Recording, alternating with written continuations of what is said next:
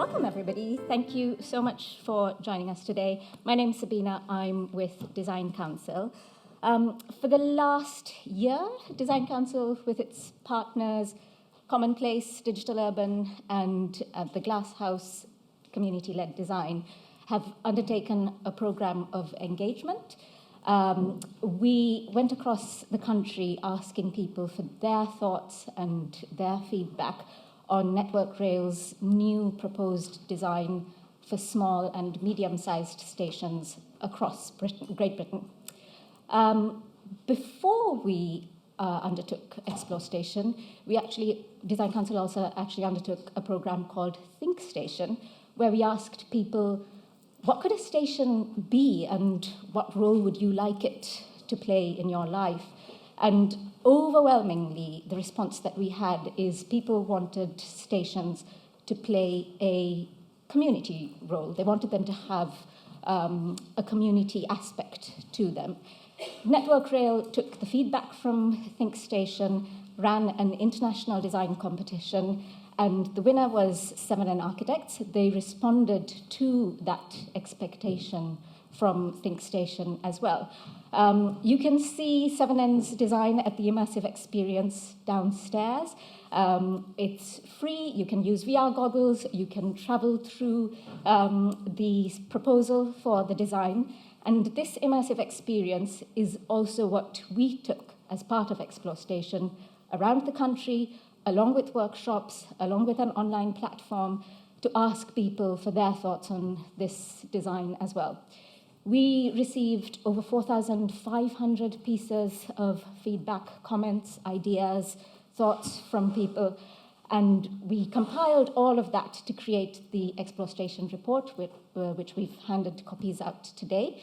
We also took the key ideas that came out of that report and the elements of us creating that Explore Station program to create the sessions that you're hopefully attending, not just this one, but others throughout the day. This session, Come Together, is fundamental to this idea of Explore Station, but also the 7N Architects' design of the hub station, which is all about the role design can play in fostering a sense of community. And I am very, very excited to hand over to our chair for this session, Diana Ebenez Lopez, who is the head of the New Cities program at Central St. Martin's, to take over and take us through the rest of the session. Thanks so much, Diana. Thank you.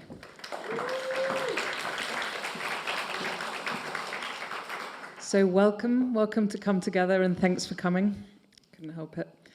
We're here to hear about and discuss approaches and provocations that are situated in socially engaged practice, and they go beyond that too, and I hope we'll really be pushing those boundaries. We'll be talking about place, participation, people, and I sometimes think of this as the plus in architecture plus, built environment plus, a vital turn towards community agency and a multiplicity of voices that are involved in shaping the city. And as equitable forms of city making continue to create space for other or new or often neglected ways of shaping them, and they include and they build resilience into our many potential futures, it's a pleasure to think of this plus not as an add-on, but as a necessary vanguard addressing some of the most pressing issues in the built environment. In that context, it's an even greater pleasure to introduce 3 practices that are first and foremost collaborative and ethical as part of the Design Council's focus on thought leadership in this series. And I'd like us to think about afterwards what kind of leadership means when it's kind of shared and based on agency. So I'll introduce the speakers one by one, and we'll have discussion after the talks. So let's get specific. First up, Farah Munir is head of Centre for Accessible Environments and is part of one of the leading consultancies on inclusive design and accessibility, driving greater equality and inclusion across society. In 2020, Farah led on the launch of the Pathways Academy, training young disabled people to become the next generation of access professionals. She's also chair of the Built Environment Access Panel for Network Rail, a specialist expert for the Design Council, and chair of the London Panel for the Disability Unit within the Cabinet Office. Thank you. Over to you.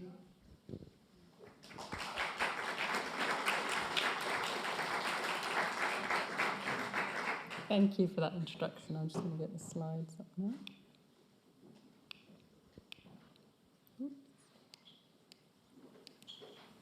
So, yeah, Centre for Accessible Environments, we've been around for over 50 years, and we're part of Habitag Housing Association, which many of you may not have heard of, but they lead on accessible design of homes as well, which is a really critical factor in anyone's life in terms of having accessibility of your home to be able to live, work and enjoy your neighbourhood. And user involvement is so critical to our work, and it's a growing part of our work as well, as we encourage any project that we're involved with to think about user collaboration as well. So what does inclusive design mean? Lots of people have different definitions of it, but for us, it's really about an intuitive space. It's about not having to think about, which way do I go in? How do I access this? It should be a quality of space as well. And, that dignity, choice and independence is just so crucial for us. And it really acknowledges the diversity of humans out there in the world as well. Mm-hmm. But as for us as access consultants and even designers as well, there's so many things to think about. So you've got building regulations, you've got best practices, you've got the overarching Equality Act, and if you're thinking of a public space, you've got the proactive duty of the public sector section of the Equality Act. And then you've got your own best practice, but really critical amongst that, and I should have made the user a bit bigger, is the really critical bit is the user's part of the space as well, and how you collaborate with that. So just thinking of, how many different things you kind of juggle as you sort of design in space as well. This picture here is actually of the Hammersmith and Fulham Access Group, and I'll talk about them a little bit later, but they're I think a really good practice of how an access group is set up and run and feeds into design in the spaces as well.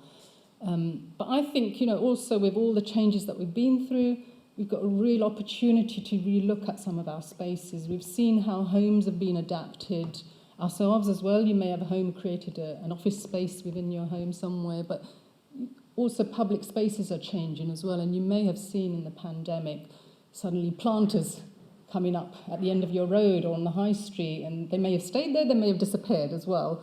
So it's about, thinking of what's the best use of your space as well. But you've got a real opportunity here as, if you're involved in design, the future leaders of design as well.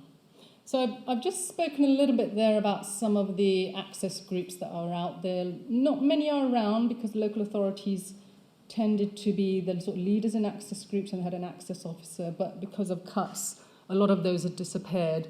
We're working with some of these in terms of training, and the Hammersmith Fulham I mentioned because they've set up, or their aim is to be a co-production or a co-design access group. So they work with the Transport and Planning Department to right from concept of planning right through to the end as well. And mentioned before, chairing the Network Rail Beep. And we're currently working with the City of London Access Group to set up a new model of working there as well.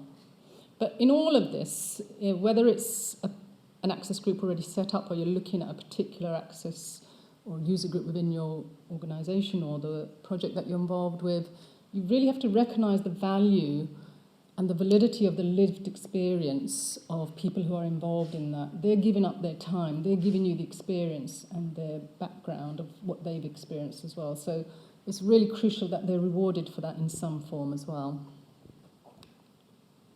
And this is just a slide of some of the training that we provide for some of these access groups and just wider as well. We sort of run a lot of public training so anyone can come along, and we also run sort of client-specific training as well. So this really talks about some of the real key factors in terms of providing training, and one of my colleagues will come up and talk about her work with architects as well. This actual slideshot picture is actually from a project we're working on, and it's a concept drawing of a holiday home, and we're working to make sure that this holiday home is actually inclusive. And what's nice for us is we're working with people who are already converted and they have the inclusive mindset. So this picture here is just one of York City Centre, where we were asked to come in and work and help York to become a more accessible city centre. Part of that approach, rather than just us setting up a separate workshop with users, we actually recruited users with the help of the York Equality Advisory Group, and we shadowed them. So we watched how they used the space, and then that fed back into some of the work that was being fed back to the design team as well. And in the introduction, mentioned our CAE set up the Pathways Academy. We were really lucky. We got some grant funding from City Bridge Trust, and we've now been running this for 2 years, but primarily we're working with young disabled people. There's a real gap of inclusion experts in our sector, so this is just showing us in terms of some of the outcomes that we hope to achieve from it. And this is just a picture of one of our trainers with some of the trainees from Pathways, and they're looking at wayfinding and accessibility of the external environment. And really proud that almost 70% of our trainees are now working in the inclusion field, which is great for us. Louis Hellman is a real friend of CAE. He's a satirical cartoonist in terms of the access world. So it's just ending on a little picture from him. But thank you. Fantastic. Thank you, Farah.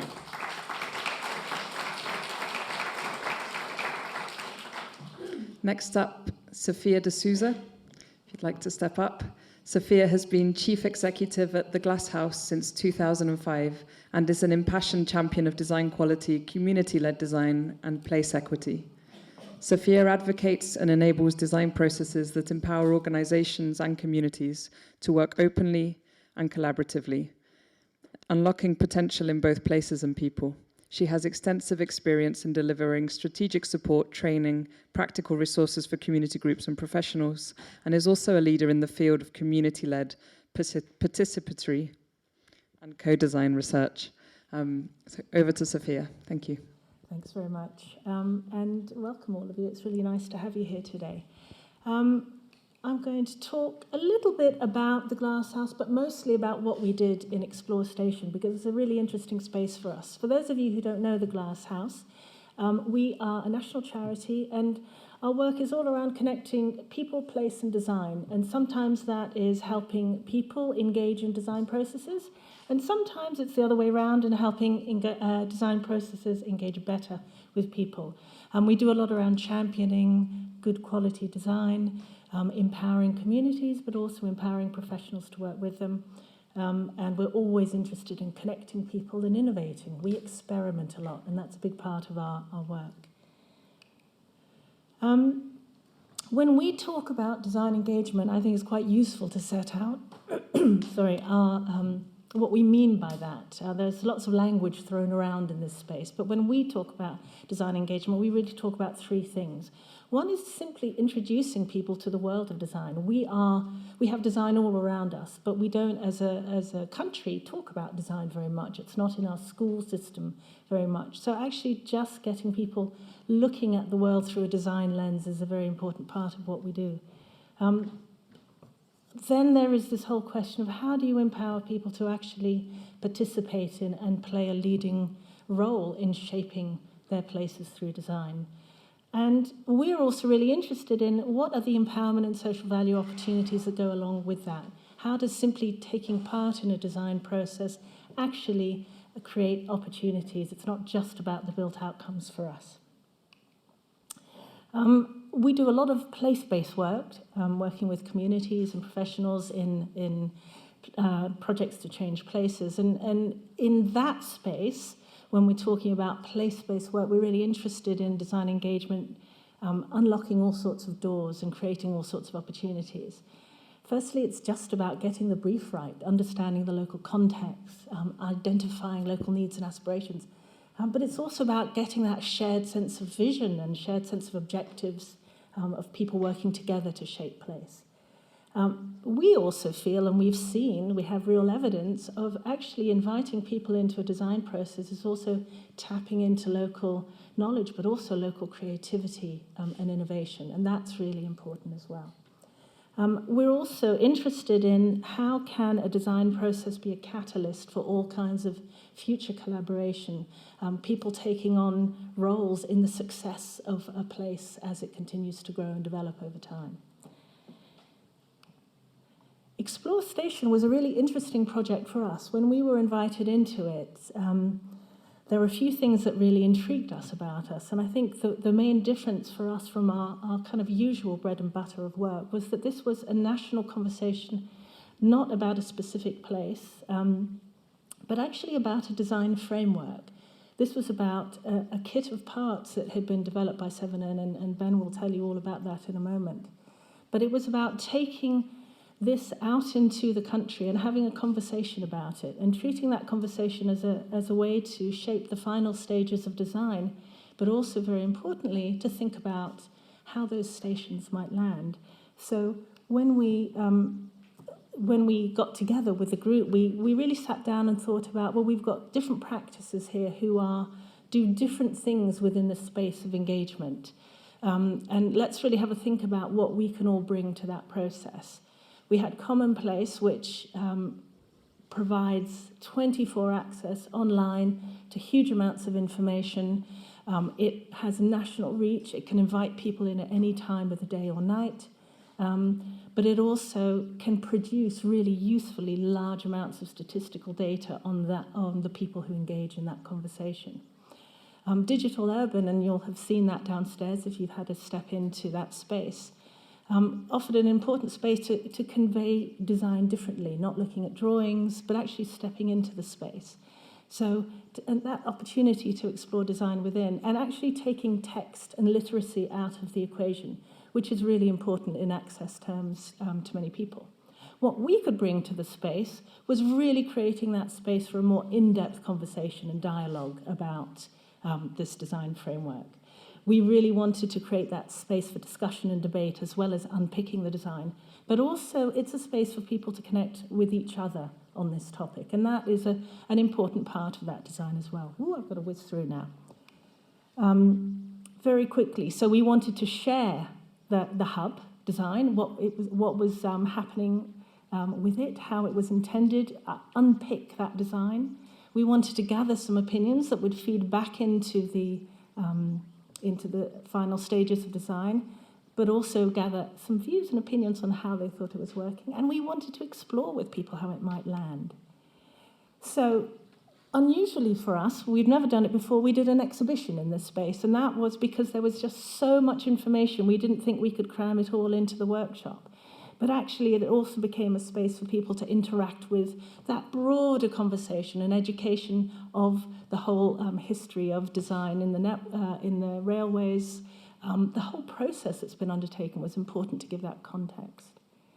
In our first round, we were really focusing on those last stages of design and really asking people to dive in and have a play with it, add their ideas to it, and this all usefully fed back to the final stages of the design for Ben and his team. When we got to round 2, the conversation had shifted slightly to, okay, well, if we have this emerging design framework, how will it land in those local places? And how do we invite communities in to take ownership of and help curate the spaces that the station offers? There was an incredible appetite for that, and it's really great to see Network Rail here today, and to see actually with the report, you'll see if you read that, huge appetite for communities to play a really big role in the future of these stations and how they work, not just as a place to travel through, but actually a space to occupy and to contribute to the community. And finally, we talked to children, and talking to children was all about getting them excited about design, hearing what they want from those spaces. You'll see we had some really vocal young people who we spoke to, but this was also about using, as I said at the beginning, this opportunity of a design conversation actually to bring new people into that space and that conversation about placemaking. So I'll leave with just this. If you want the diversity of voices in any kind of engagement activity, you need to do a diverse range of engagement activities. We tried to achieve that through the Explore Design project, and I think we did pretty well with it. And think about those safe spaces that you want to create where everyone feels welcome, included, but also where they can disagree as well as agree. Think about creativity and think about interactivity. Fantastic. And I'll leave you with that. Thank you, Sophia. We'll return to some of those themes in the discussion as well. And now for our final provocation, and to build on that, I'll introduce Ben Watson, who joins us from 7N Architects, and who might want to step up, where he designs large regeneration projects, complex retrofits, and contemporary workplaces. Ben is currently leading work with Network Rail to develop exemplar designs for sustainable and community-focused railway stations across the UK. And about a decade ago, Ben's award-winning master's thesis explored the impact of sea level rise on low-lying cities, which might be interesting to talk to him about afterwards too. Over to you. Thank you. Thanks for that introduction and inviting me to join the panel. By way of introduction, I thought I would try to just give my very initial response to the question posed to us and set that in the context of some of the work we do at 7N more broadly, before I focus in on the Explore Station and Hub Station proposals. And my first part of that reaction is, how can we design better for communities and to build communities? And first part of that is having a conversation with the people who form the community and creating a direct connection between designers and people who use the things we design. This is Barry from Dundee, actually in the V&A in Dundee. He took part in our What If Scotland project, which 7N developed as part of our proposals for the Venice Biennale. And that tried to put a direct connection between designers and citizens in different places across Scotland. And they had a very straightforward process of a conversation, a walk around their local place to come up with wishes and then ideas that could realise those wishes about ways to make their places better. So first thought is, how do we create those connections between designers and the people we're designing for? And sometimes that's directly architects speaking to the communities. Sometimes that is working alongside organisations like Design Council in the Glasshouse, and particularly on these larger scale projects. And the second observation is more about the actual design responses that can cultivate community and what is successful. And in Fraser Avenue and other similar kind of successful examples, one thing we observe is there's often a fundamental kind of elegantly simple idea that is well communicated that helps everything else to draw out from and grow from. So in this example, it was a reaction that came out of discussion with the local residents to the existing avenue, which is quite canyon-like, and we talked about ways that could be reconfigured to create a better space that could do a better job of cultivating community and relationships between all the different residents. And since the residents have moved back in, the feedback is that that's gone in the right direction and has been successful, the large part. And kind of as the final project, moving on to our work on Hub Station, this sounds obvious, but the core fundamental part of this is putting people and community at the top of the list of priorities when we're making design decisions. And that requires clients to come along with us, and we need to bring them along with us as well. And Network Rail have done that in the Hub Station project. So what we're trying to do in developing an exemplar design and accompanying guidance for a sustainable, community-focused station is move away from some of the status quo that you probably recognise, quite kind of hostile environment of a lot of small stations currently, to something more like the images on the right and that I'll show in a moment, that are more open and welcoming and face the community as much as they face the railway.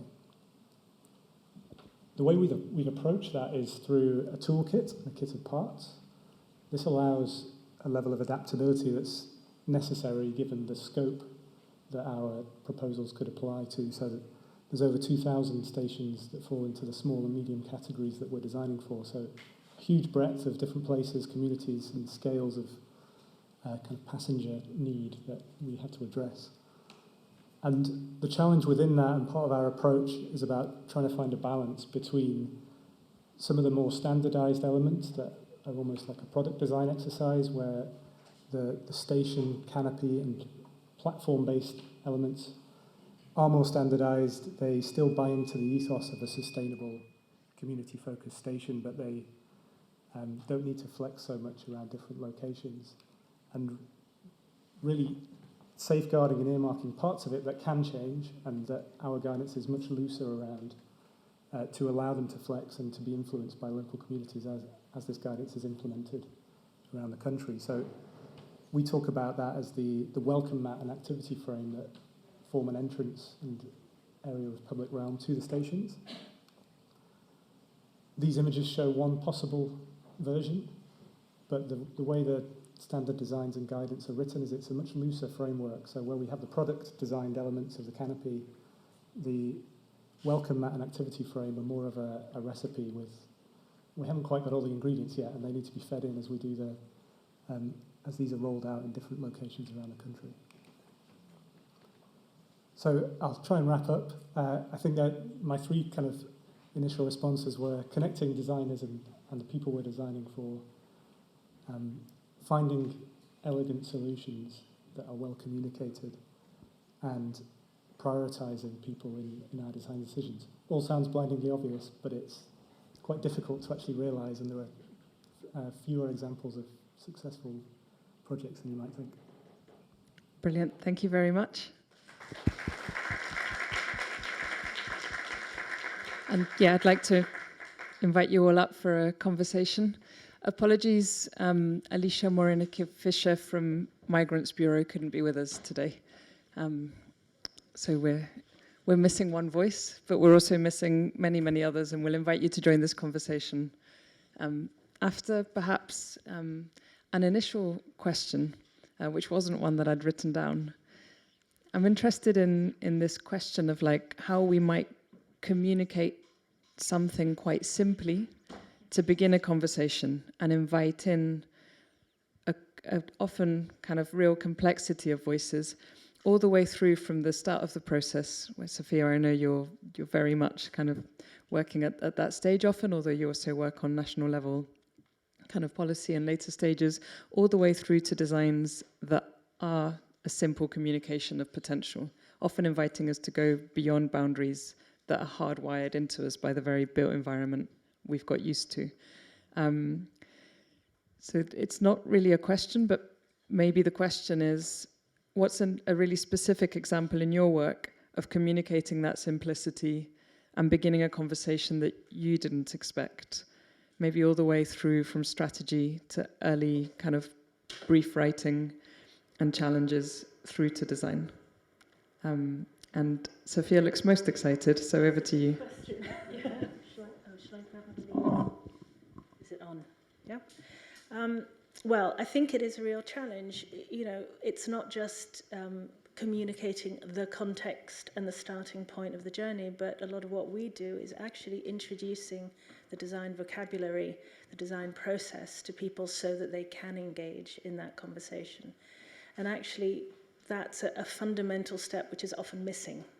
So I think that's the first thing that's really important.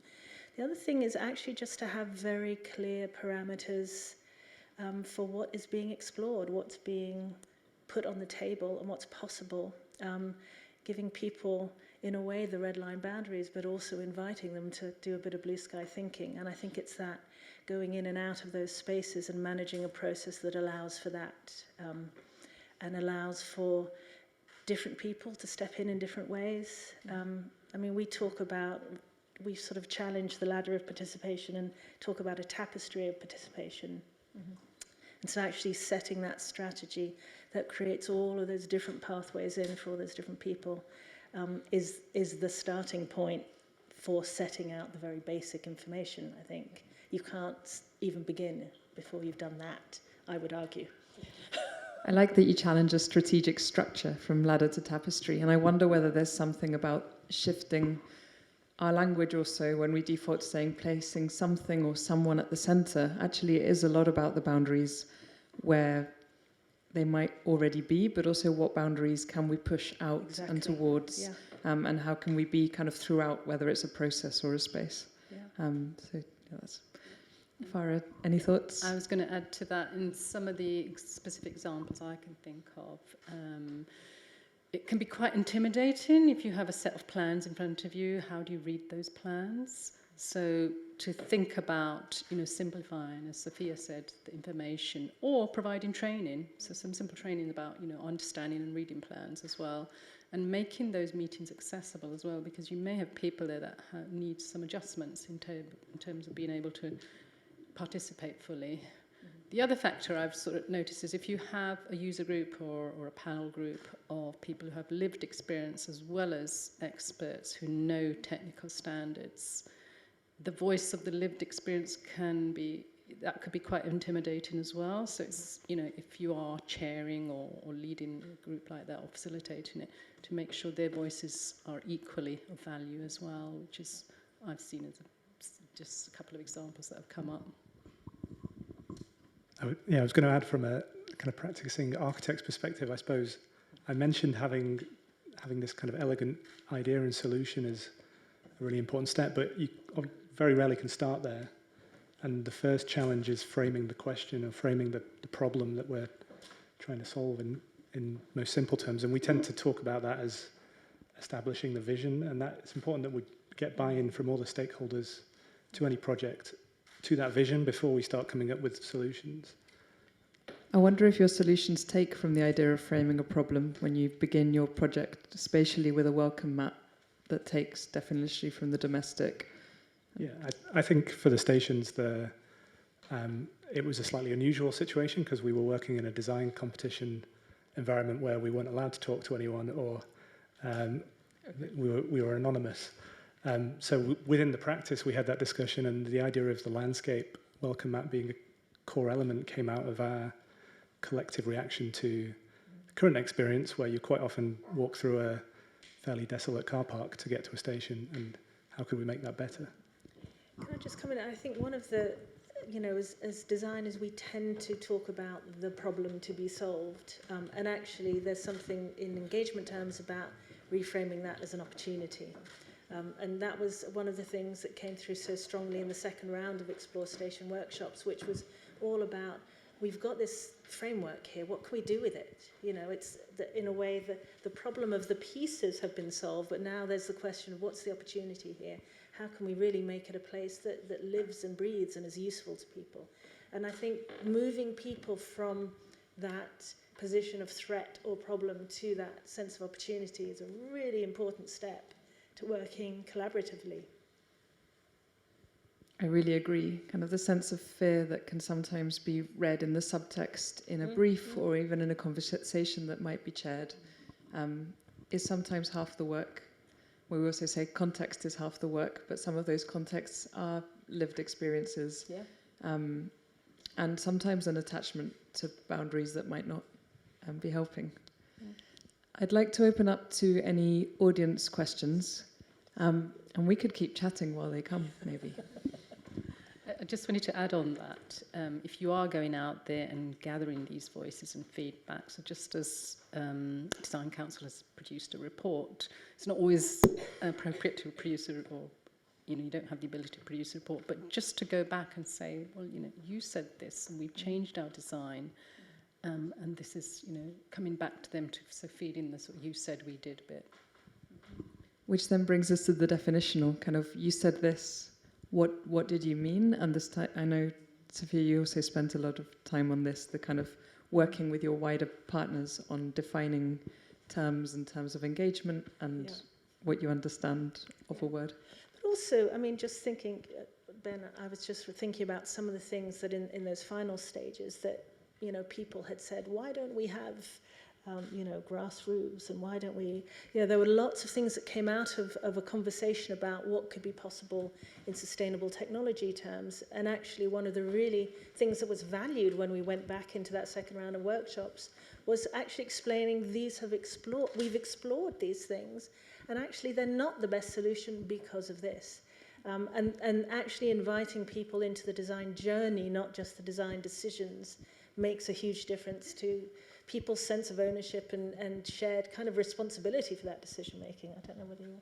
Well, I think that kind of not educating but sharing the journey works best as a conversation. If we had started with, okay, we're going to give you the entire all the design options that were considered and the reasons that various ones were discounted, it would switch off the majority of the audience and probably confuse things. And the back and forth of a conversation allows us to focus on the real key issues that do come out. So, for example, why is the canopy PV and not a green roof? And we were able to back that up with data and give examples of, why our team and the client had come to the decision that we'd come to. And that's inviting people into a learning space as well. You know, people won't necessarily know all of the information about what one offers and what doesn't, and what it doesn't. So I think it's also about inviting people into a knowledge exchange as well. Completely. It invites conversation about the structures that then shape those commissions and conversations and briefs, which can also become access to industry and industry logic, which can be brilliant. Any questions in the audience? Yeah, I can see two, and that's probably what we've got time for. So beginning there, and then 3 rows behind after that. Sorry, is there an ideal number of people who should be involved? Because I sit in a conservation area where we need to change to become more sustainable, but also maintain the heritage. And there are 600 houses. Yeah, who's representative of all those different voices? Do you have an ideal number of answers, 1, 2, or 3? Well, you know, 300 people going to an exhibition, was that too much? Or how many did you have working, you know, on your projects? I was thinking. Shall I take that one first? In terms of access panels, that we've just done a piece of research to look at the sector on, and these are generally either commissioned by sort of local, or funded by local authority, or just independent. The average number we found was about 15, but all of them reported that they need greater diversity, more younger people, more sort of intersectionality between the sort of backgrounds of the people as well. So, and I think that's the challenge, is having those voices in the room to feed back to you. If we go back to the idea of the tapestry, I think it's engaging different numbers of people in different ways. So you can have a core working group, which is, you know, 15 or 20 people who are working throughout the journey, working with the design team, but you need to create those spaces to invite a wider conversation in. So I think it's about, you know, how do you invite people in different ways, with different levels of commitment, with different amounts of time, different things that they might contribute, different ways, different times of day or evening. So it's really thinking about that big picture and how all the pieces fit together, rather than one particular route, and how many can go through that one route, I would say. I think there's a real value in expanding it as far as you can, at least at some level. In that Fraser Avenue example I showed briefly, a lot of the community spirit that is built in that area, some of it comes from the way the place has been regenerated and improved, but a lot of it comes from the fact that they've now collectively come through that journey of looking at the place they live in, what could be better, and being invested in the improvements that could be made. And if you can bring people on that journey, it helps this idea of building a community or building buy-in. Yeah, and just getting back to that social value and building community. I mean, design and placemaking offers a frame actually in which you can connect people. And we found so often in sort of traditional consultation processes, you know, the mothers of young children are spoken to over here, the older people are spoken to over here, and actually bringing different people and different voices together is a real empathy building space, but also just building connections, and lots of interesting things then happen with people who've met each other and start doing things together through these spaces. So it's also an opportunity to connect people, and we should think about what that frame offers in that kind of community building and social value term as well. Fantastic. One thing I can think that it offers is that it widens the questions that we ask. Often it begins from a question that maybe is on everybody's lips, to use a turn of phrase that we could also challenge. And then as you start kind of giving time to some of those conversations and thinking about how they relate to individual needs, to place, to current, future communities, adjacent communities, sometimes really interesting conversations come up that can lead to whole new projects as well. Not everything is held within, let's say, a planning process, but really interesting alliances can be formed also when there is dissonance and the beginnings of new conversations. So I think for me, those are some of the most beautiful moments. Creating those safe spaces to disagree as completely. well. Important. And so thank you for the question and for multiple answers. 3 rows behind, we've got, if you still have a question. Yeah, thanks. My question was going to be, what's the difference in your approach when you're engaging on something, I guess a little bit more abstract as a framework or as a master plan framework, in comparison to you know, a building or something like a street? Because I think that's something I struggle with a lot in my approach to thinking about kind of democratizing engagement, is that how do you get people truly engaged in a conversation when they don't necessarily feel like it relates to them, because it's so kind of, oh yeah, I'm not interested in planning, who cares? Kind of how do you engage that?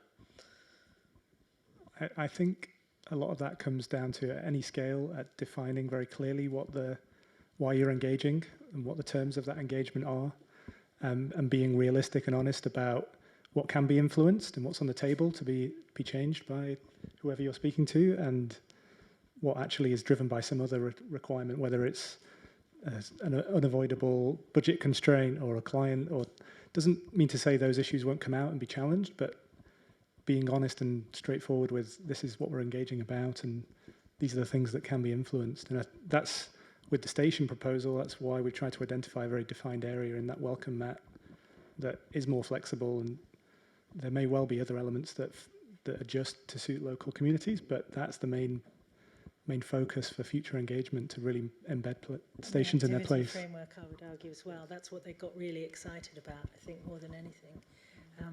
Yeah, and it's also just about making it relevant. You know, how you've got to start with the question: why would anyone want to engage in this conversation? And how? What are the hooks?